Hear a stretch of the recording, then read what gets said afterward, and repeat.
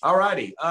So I wanted to start the show this morning with a little bit of a thought for all of us to think about.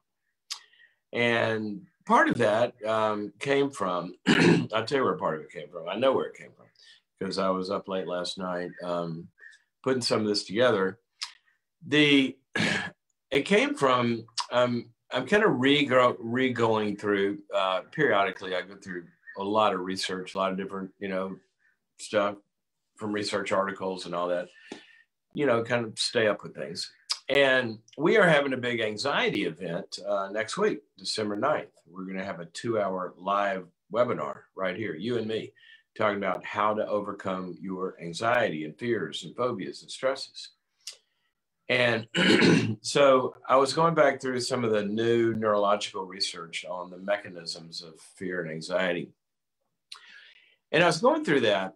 And one of the things that the ideas I had in it was I just started to think about the stinking gap. G-A-P, gap, the gap between where we often are or where we find ourselves, the gap between there and where we want to be. Okay? And certainly that gap a lot of times has really valid reasons. All right, there's real reasons why we're not where we want to be. I had a knee replacement 4 or 5 months ago, and some areas of my life they're not where I want to be because I haven't been able to walk. I couldn't walk for a long time and I couldn't use it. And so I got to play catch up in a couple more months. There's times when we go through illnesses, there's times when bad things happen to good people, and that keeps us from getting where we want to be. But here's where we all got to wake up. A lot of times the gap between where we are and where we want to be, the only reason it's there is fear. That's it. That's just it. Here I am. I want to be over there. I want to be in a better place in my relationship, but I'm afraid to have the difficult conversation. Well, I want to get to that next level in my career, but to do that, I got to get a certification. I'd have to go down to the community college and take a class, and I'm not smart enough for that. I might fail. I don't know if I can. I'm not as smart as those other people, or I'm not even going to interview for the job because they're not going to hire me. Or I've had this idea. I want to pursue this little sideline business, but I can't do that. It takes money to make money, or there's no way to, you can't get ahead. How 90% of them fail anyway, and gosh, been single I think I'd like to have a meaningful relationship, maybe like to get married, and I met this person, and she'd never value me. She's not blah blah. Do you get the point? A lot of times what is in that gap is a big stop sign, and it's not spelled S-T-O-P, it's spelled F-E-A-R. F-E-A-R. So, how about that? And you know what? This is for all of us, because all of us, let me tell you a little story. All of us are ready for this? The parable of the talents. Now, most of the times we read a parable like the parable of the talents, and we pick out a character and we identify with that character, or say, I want to be like that one and not be like that one, or whatever. And certainly, that's probably the best application of the parable of the talents. If you know the story, the master has three workers, and he gives one of them 5 talents. He gives one of them 2 talents, and he gives another one 1 talent. And he says, use your talents. I'm going to go off on a long journey. I'm going to come back and see what you did. So he goes off, he comes back. The one that had 5 invested them, worked them, used them, turned that into 10. The one that had 2, double theirs as well. And each time he said, well done, good and faithful servant. And I'm going to even give you more. And then he said to the one that only had 1, because the one that had 1, he said to him, what'd you do with yours? And he said, well, I was afraid. I was afraid of you. You're going to criticize me, and you're going to reap from me where you haven't sown. You're going to expect things out of me, and you haven't even helped me. You're going to want to return, and you haven't even given me the equipment I need. You haven't even given me yet. And so I was afraid. So I buried it in the ground. I didn't do anything with it, and I protected it. So now here it is. I still have it. I didn't lose it. The master turned to him and said, not good, basically, you wicked, lazy servant. And then he says, I'm going to take yours away and give it to somebody who does something with it. Now, here's what I mean. I mean, it's, the lesson's pretty clear there, right? Whatever we have, that's what we have, and we got to use it. And sometimes huge things can be built from having nothing, because we use them. Mr. Honda, who built Honda Motor Corporation, Honda cars, Honda motorcycles, everything we see, he didn't have anything. And you know what he did at one point during World War II? Because there was no metal available to build his little engines out of his garage, that he put on bicycles, because cars couldn't be used in the war and all that. Get this. He runs out of metal to make them with. And so he figures out in the war, the planes were discarding gas cans and other kinds of metal and all this stuff. He goes out in the fields and starts collecting this stuff to make the metal, to make the engine, to make the bicycle that ran on its own. Now we call it the little motorcycle he made, Honda. And then he developed the piston, and that started on and on and on. I mean, he could say, well, I don't have any metal. How can I do anything? I don't have anything. See, here's the point. Fear. What if you only have one and you go out and use it and you lose it? Well, if you're not afraid of failure, then you go, okay, lost that one. Now what am I going to do? And you go figure it out. But if you're afraid of that next step, in a way, and here's the key, and we're going to talk a lot about this in the anxiety seminar. There are different ways that people are afraid. See, we're all freaking afraid. I can't even remember when I was trying to start out and do something. I don't even remember anything that I wasn't freaked out about. Remember the first time I sat down with a real patient? They were coming in for anxiety. I'm scared of them. I don't know what I'm doing, right? I'm supposed to know what I'm doing. Sitting there in that lab, and supervisors watching me through a two-way mirror, and it's being recorded. It's going to be evaluated. Scared to death. So it's not that, the problem with fear is not like trying to get to not afraid.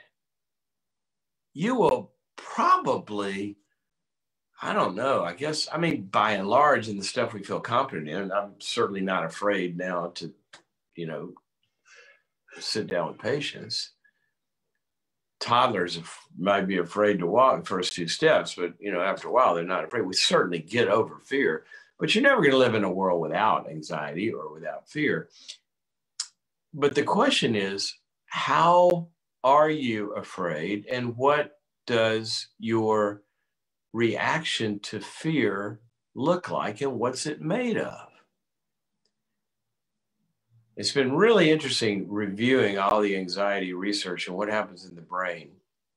And now we have, all the, incredible abilities, with brain scanning and neurological equipment and all this stuff to kind of really almost like live in there and see this stuff.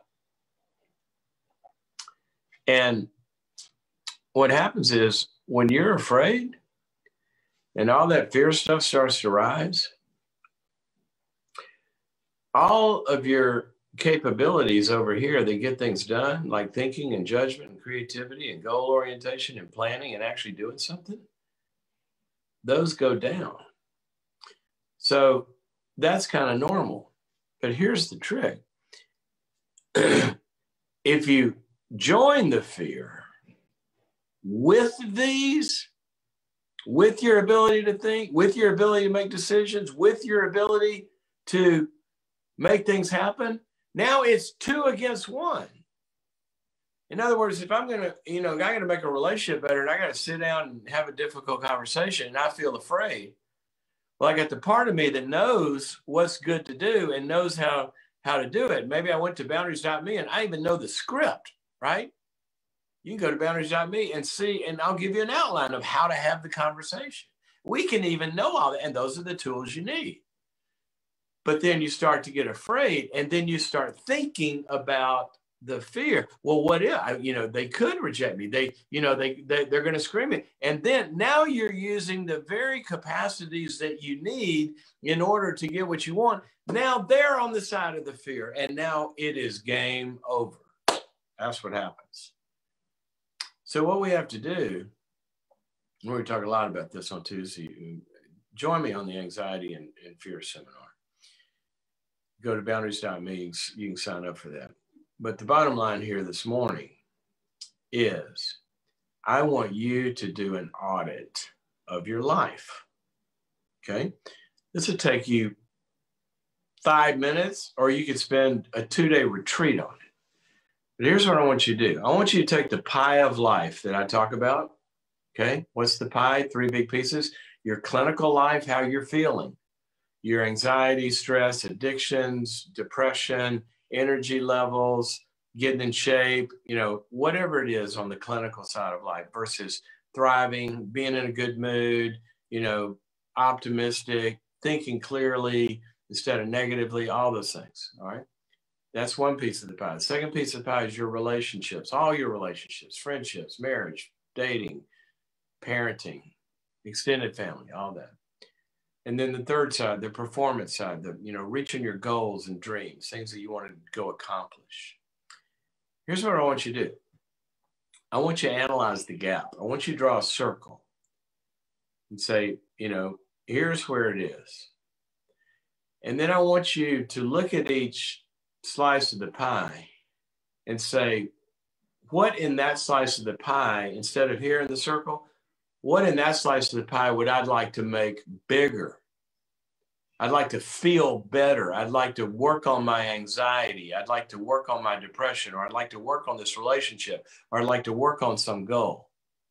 Okay, now in that gap between where you are and where you want to be, I want you to name the fears that are keeping you there. The rest of it you can figure out. There's all sorts of ways to get better in those 3 areas of life. Go to boundaries.me, and I got 80 courses on there of how to improve those 3 areas of life. There's a lot of things you do. You get a coach, you get a mentor, you get a therapist, you can ask a friend who knows how to do it. There's no shortage of how to get from here to there, but none of them work if we listen to the fear. One of my favorite verses, it says in Proverbs, what chapter is that? I'm going to even look this one up. It's chapter 26, verse 13. Here's what it says. It says, the sluggard says, sluggard, what is a sluggard? Sort of like sometimes translated, the lazy person or the slacker, the one that doesn't do anything, right? They just kind of sit around. Literally, I think the Hebrew word means to lean.